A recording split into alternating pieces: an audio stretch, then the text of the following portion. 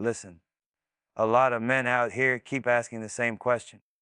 How do I handle a woman who doesn't respect me? But the real question is, do you respect yourself enough to stop entertaining disrespect? Because disrespect don't show up out of nowhere. It walks through the doors you leave open. It grows in the silence you give it. And it lives in the spaces where your standards should have been standing. Let me tell you something. Respect is a two-way street, but self-respect is the foundation. Before you check anybody else, you got to check your reflection. How am I allowing this? Where did I settle? What did I ignore? A woman can feel when a man is unsure of himself. She can sense when you're scared to lose her. She can see when you're trying too hard to keep the peace. And that's exactly when she stops respecting you. So let's break this down. 7 ways to handle a woman who doesn't respect you. Not from ego, not from anger, but from strength, discipline, and purpose. Self-respect is the foundation of everything. It's the quiet force people feel before you even open your mouth. It's the energy you carry when you walk into a room, the weight in your voice when you speak, and the decisions you make when nobody's watching.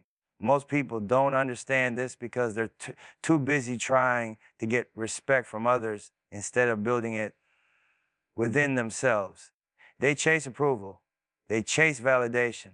They chase love. And all that chasing is just running away from the truth. You can't receive what you don't embody. When you really respect yourself, you stop negotiating with your own standards. You stop making excuses for people who don't deserve access to you. You stop begging for loyalty from the disloyal. You stop explaining your worth to people who only understand discounts. Self-respect is not loud, but it's powerful. It doesn't scream, it doesn't argue, and it doesn't ask for permission. It moves with calm certainty because it already knows its value. A lot of people think respect comes from being aggressive or controlling, but real respect has nothing to do with force. Real respect comes from discipline, from consistency, from knowing exactly who you are and refusing to shrink for anyone. When you hold yourself to a higher standard, everything around you rises. People watch how you treat yourself, how you speak about yourself, how you handle pressure, how you respond when someone disrespects you. And that becomes the blueprint of how they treat you. Self-respect shows up in your habits, the way you work, the way you breathe through adversity instead of folding under it. It shows up in how you protect your energy and how you refuse to let chaos live inside you. It shows up in the people you choose, the ones you release, and the ones you allow to stay close. When you respect yourself, you don't let laziness run your life. You don't let fear make decisions for you. You don't let temporary feelings sabotage long-term growth. You operate from principles, not impulses. Most of the disrespect people tolerate comes from their fear of being alone. But when you respect yourself, solitude isn't a punishment. It's fuel. It's space to grow, to think, to rebuild. You start to realize that being alone is better than being surrounded by anyone who drains your peace. You begin to choose environments where you can evolve, not places where you have to shrink to fit in. You start moving with intention, not desperation. And when you carry that kind of energy, people notice. Suddenly the ones who used to test you fall silent. The ones who used to take advantage of you fall away. The ones who underestimated you start watching you differently because they can feel the shift. You're not trying to prove anything. You're just living with clarity, and that alone demands respect. Self-respect also means holding yourself accountable. It means admitting when you're wrong, when you slipped, when you allowed something you shouldn't have. It means correcting your behavior instead of blaming the world. It means saying, I deserve better, and then backing it up with actions that match that statement. Accountability is a form of respect because it means you believe you're worth the effort it takes to grow. When you have self-respect, People can't buy you with compliments or manipulate you with attention. You don't fall for sweet words if the actions don't match. You don't give second chances to someone who keeps showing you who they are. You don't let your emotions blind you to patterns. You see clearly and you move accordingly. Self-respect teaches you patience. It teaches you how to wait for what aligns with you instead of forcing connections that break you. It teaches you how to say no without guilt and how to walk away without hesitation. It teaches you that everything in your life is a reflection of what you tolerate, so you raise your standards and watch your life rise with them. When you truly respect yourself, you stop chasing love, loyalty, attention, and validation. Why? Because all of it starts coming to you naturally. The right people gravitate toward you, the wrong ones fall off, and your environment begins to match your mindset. That's the power of self. Respect it becomes the tone of your life. The world treats you like you treat yourself. And when you move like someone who values his own soul, nothing around you ever stays the same. Boundaries aren't something you talk about once and forget. They're a lifestyle. They're a code you live by. They're the invisible lines that protect your peace, your purpose, and your identity. And the moment you start treating your boundaries like suggestions, the world starts treating you like an option. People will push as far as you let them, and that's not because they're evil or calculated. It's because that's human nature. When you don't enforce limits, you end up teaching people that your comfort is negotiable, that your energy is public property, and that your time can be wasted without consequence. When you don't set boundaries, you send a silent message that says, I'll tolerate whatever you give me. And once someone gets used to crossing your lines, they're not going to stop. They're going to keep coming, keep taking, keep disrespecting, because they know you're not going to check them. But when you do set boundaries, clear, solid, unapologetic boundaries, you send a very different message. I respect myself too much to let you play with me. That message doesn't need volume. It doesn't need anger. It just needs consistency. People confuse boundaries with hostility. They think drawing a line makes you cold or arrogant. But real boundaries don't come from ego. They come from self-worth. They come from wisdom. They come from experience. When you've been drained, betrayed, manipulated, or underestimated, you learn that the only way to protect your peace is to stop giving everyone access to it. You learn that some people don't respond to kindness. They respond to structure. You learn that your time is too valuable to be spent explaining the same thing to someone who has no intention of understanding it. Boundaries also reveal the truth about people. When you tell someone, this is what I need, this is what I won't tolerate, or this is where I draw the line, their reaction shows you exactly where they stand. Someone who respects you will understand. Someone who cares will adjust. Someone who values you will listen. But someone who gets angry, defensive, or manipulative when you create boundaries is someone who benefited from you not having any. That's the biggest red flag you'll ever see. People who love comfort hate boundaries. People who love control hate boundaries. People who love using you hate boundaries. But people who love you, real love, real loyalty, honor them. That's why boundaries aren't just about keeping the wrong people out. They're also about keeping the right people close. When you make your standards known, you create a healthy environment where respect can grow, where communication stays clear, and where relationships stay balanced instead of one-sided. Setting boundaries also teaches you how to choose yourself without feeling guilty. Guilt is the weapon the world uses against people who finally decide to put themselves first. But there's nothing wrong with saying no. There's nothing wrong with being unavailable. There's nothing wrong with protecting your mental peace. You're not selfish for having limits. You're smart. You're focused. You're intentional. The people who call you selfish for having boundaries are usually the ones who benefited the most when you didn't. A boundary is a mirror. It forces you to confront your patterns. It makes you face the moments you let things slide because you were scared to lose someone. It makes you see the times you accepted disrespect because you didn't want to cause conflict.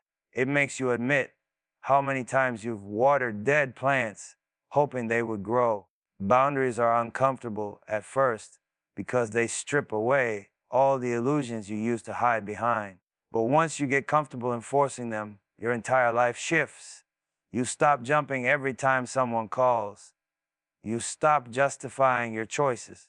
You stop apologizing for protecting your peace. You stop allowing people to drain you in the name of love or friendship. You stop handing out second chances like they're free samples. That's when the power shows up. That's when your confidence rises. That's when your relationships become healthier, clearer, and more honest. That's when you start attracting people who respect your time, your effort, and your presence.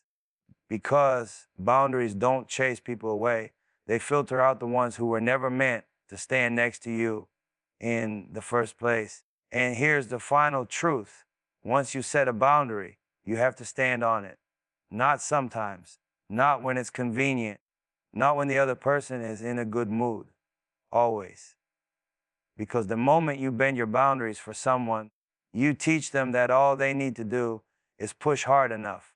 You teach them that your no is actually a maybe, and your I don't allow that is really I don't like it, but I'll put up with it. Boundaries are not about controlling others, they're about controlling yourself, about choosing peace over chaos, about choosing clarity over confusion, about choosing your future over your past. And that's why they're non-negotiable. Silence is one of the most underrated powers a person can hold. People think strength is always loud, always reactive, always ready to fire back.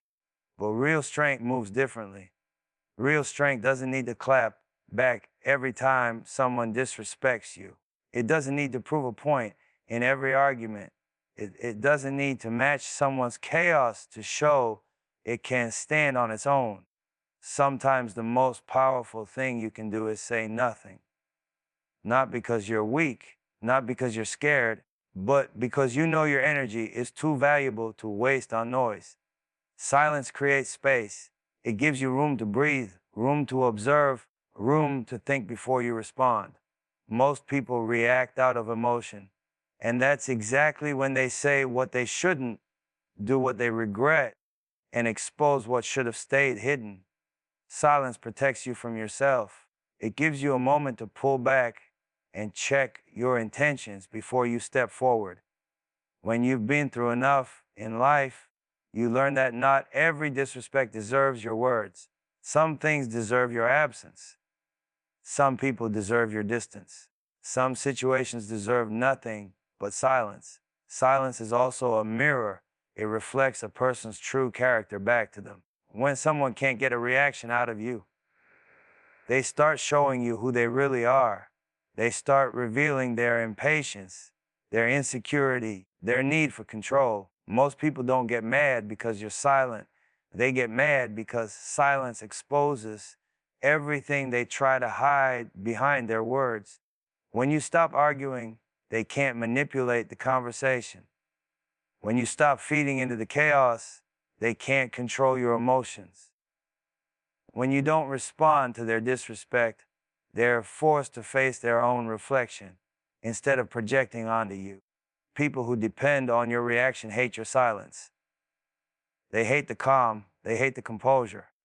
They hate the fact that you're not giving them the power they thought they had over you. That's why silence is dangerous. That's why silence is powerful. It cuts deeper than any argument you could ever have. It shows you're in control of your emotions, your energy, and your peace. Silence is also strategy. There are moments in life where speaking only weakens your position. Times where explaining yourself drains you. Times where defending yourself invites more disrespect. Times where reacting gives someone the attention they're craving, silence becomes the shield that protects your mind and the sword that cuts through the nonsense. When you stay silent, you force the situation to expose itself without your involvement. You let the truth reveal itself naturally without you having to fight for it. People underestimate silence because they think silence means surrender. But silence isn't surrender. Silence is choosing your battles. Silence is knowing what matters and what doesn't. Silence is being secure enough to let things go without needing to fix, argue, or control them. When you master silence, you stop trying to convince people who've already made up their minds. You stop explaining your worth to people who are committed to misunderstanding it. You stop arguing with people who find entertainment in seeing you angry or emotional. Silence also teaches you discipline. It teaches you that your reactions don't control you, you control them. It teaches you patience because silence requires emotional maturity.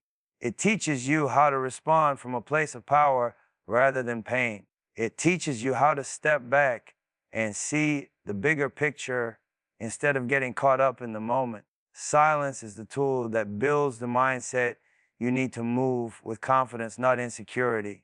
There's a point in life where you realize that your words don't always change people. Your presence does. Your behavior does. Your absence does. Silence becomes the language you speak when you've outgrown pointless arguments, toxic patterns, and people who only hear what they want to hear. Silence becomes your way of saying, I'm not participating in this anymore. And here's the truth nobody tells you: silence makes people respect you. When you don't respond to disrespect, the person who disrespected you ends up feeling the weight of their own actions. When you don't argue with someone trying to provoke you, they end up looking foolish on their own. When you don't lower yourself to meet someone's negativity, you show them exactly why they couldn't reach you in the first place. Silence separates you from the noise. It elevates your presence. It strengthens your discipline. It reminds you that not every situation deserves your voice. Sometimes your power is in what you don't say. Sometimes your growth is in what you walk away from. And sometimes the loudest message you'll ever deliver is the one you deliver without saying a single word. Walking away isn't weakness. That's what people misunderstand the most. They think staying is strength, holding on is loyalty, and enduring pain is some kind of badge of honor. But the truth is simple. Walking away takes more courage than clinging to something that's draining you. It takes clarity. It takes discipline. It takes self-respect. Anybody can stay in a situation that's breaking them down, but only someone who truly values their peace can walk away from what weakens them. Life will test you with people, environments, and habits that look comfortable but eat at your spirit. The longer you stay where you don't belong, the more you forget who you are. You start shrinking yourself to keep the peace. You start tolerating disrespect because you're used to the noise. You start convincing yourself the situation isn't that bad because you're scared of the unknown. That's how people lose themselves, not all at once, but piece by piece, compromise by compromise, excuse after excuse. Walking away is the moment you decide you're done choosing comfort over growth. You're done choosing attachment over peace. You're done choosing potential over reality. That's the moment your life starts to shift. That's the moment you step into a higher version of yourself. Because anything that weakens you, mentally, emotionally, spiritually, is slowing down your purpose. It's pulling you off your path. And you can't build your future if you're busy trying to survive your present.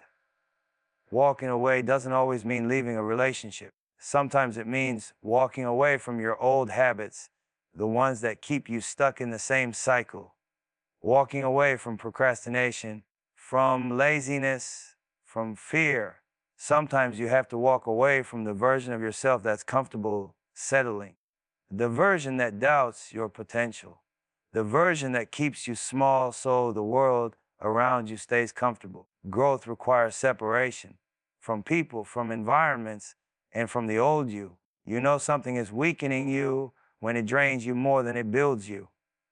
When it costs you your peace, when it kills your confidence, when you lose your focus, your hunger, your discipline, when you have to explain your worth instead of just living it, when you stay out of fear instead of love. These things don't just hold you back, they break you down. And you owe yourself more than a life spent carrying weights that were never yours to begin with. The hardest part about walking away is not the leaving, it's the silence afterward. It's the empty space where the chaos used to live. It's the quiet where your doubts get loud. It's the nights where you question if you made the right choice. But that discomfort is temporary. That pain is part of the process. You're not losing something. You're making room. You're not ending a chapter. You're freeing yourself for a better one. Sometimes the universe won't open new doors until you shut the old ones yourself. People will tell you to stay, to fix it, to be patient. But those people don't live your life. They don't feel your stress. They don't carry your weight. They don't know the battles you fight when the world goes quiet. Only you know what's breaking you. Only you know what's dimming your light. Only you know what's holding you back. And only you have to deal with the consequences of staying somewhere you've outgrown. Walking away is not running. It's choosing. It's choosing your peace over pressure, your future over your past, your growth over their comfort, your sanity over their expectations. It's choosing yourself in a world that teaches you to choose everything else first. That's real strength. That's real maturity. That's real self-love. When you walk away from what weakens you, you don't just leave something behind. You return to yourself. You reconnect with your goals, your purpose, your vision. You start moving different. You start thinking clearer. You start attracting people and opportunities that match who you're becoming, not who you were forced to be. Your life levels up the moment you stop choosing situations that drain you. And here's the truth. The things you walk away from will try to pull you back. The people you walk away from will try to guilt, trip you. The habits you walk away from will try to convince you they're easier than change. But you're stronger than that. You're wiser than that. You're bigger than the environment that tried to shrink you. Walk away from what weakens you and watch how fast your life strengthens. Leading with purpose isn't about trying to look powerful. It's about being powerful in a way that's steady, disciplined, and rooted in something real. Ego wants attention. Purpose wants direction. Ego wants to be right. Purpose wants to grow. Ego chases validation. Purpose chases legacy. Once you understand the difference, your entire life shifts because you stop moving for the crowd and start moving for the calling. Purpose is quiet. It doesn't brag. It doesn't scream for recognition. It doesn't need applause to feel grounded. Purpose is the work you put in when nobody's watching. It's the discipline you hold when nobody celebrates you. It's the vision that keeps you up at night and gets you out of bed in the morning. Ego wants the spotlight. Purpose wants the journey. And the journey is where the real growth happens. When you lead with ego, you make decisions based on pride, fear, and insecurity. You react because you want to prove your worth to people who probably won't understand you anyway. You chase attention to cover up what you haven't healed. You argue to protect your image instead of protecting your peace. Ego is built on the need to be seen as powerful. Purpose is built on the work that actually makes you powerful. Leading with purpose means you move from intention, not impulse. You think before you act. You understand the long-term impact of your decisions. You know what you're aiming for, so distractions lose their power over you.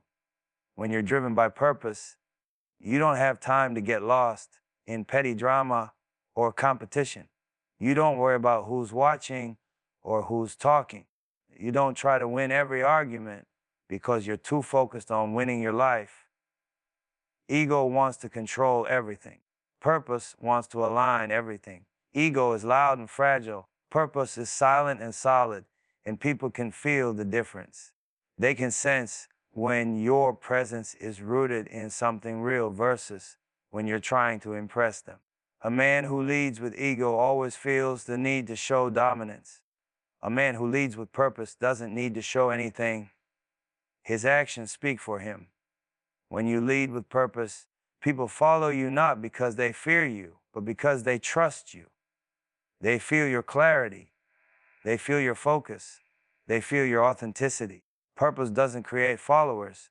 It creates believers. It makes people want to elevate themselves because they see what's possible through you. Leading with purpose also means you're not afraid to take the harder path. Ego looks for shortcuts. Purpose understands that nothing real comes easy. Purpose makes you patient, disciplined, and resilient. It teaches you how to stay consistent when nobody's clapping, how to sacrifice short-term comfort for long-term elevation, how to hold your standards even when the world tries to tempt you into settling. Purpose forces you to face yourself. Ego hides behind a mask, pretending everything is good. Purpose makes you confront your flaws, your fears, your weaknesses, and your patterns. It pushes you to level up because you can't achieve your calling with the same habits that held you back. Purpose requires honesty. It requires humility. It requires growth, even when growth is uncomfortable. Leading with purpose also transforms how you handle relationships. When ego leads, you attract chaos. You attract people who play games, who test you, who drain you, because ego is always searching for something to prove. But when purpose leads, you attract people who respect your time, your direction, your mindset. You attract people who want to build, not break. People who want to grow with you, not compete with you. Purpose filters your circle in ways ego never could. Purpose makes you move with intention in everything. Your words, your decisions, your habits, your relationships, your goals. You start choosing environments that feed your spirit instead of feeding your ego. You start valuing peace over validation, clarity over noise, connection over attention. You start seeing that your real value isn't in how loud you can be, but in how disciplined you can stay. When you lead with purpose, you stop trying to impress people who aren't going where you're going. You stop giving energy to things that don't serve you. You stop letting your emotions drive the car. You let your vision drive it instead. And this is when your life starts aligning. The opportunities, the people, the timing, it all starts connecting once ego moves out of the way and purpose steps in. Ego builds a moment. Purpose builds a life. Ego gets applause. Purpose gets results. Ego wants fame. Purpose wants fulfillment. When you finally choose purpose over ego, you stop living for the world and start living for your mission. And that's when everything you touch starts to elevate. That's when you become the person you were always meant to be.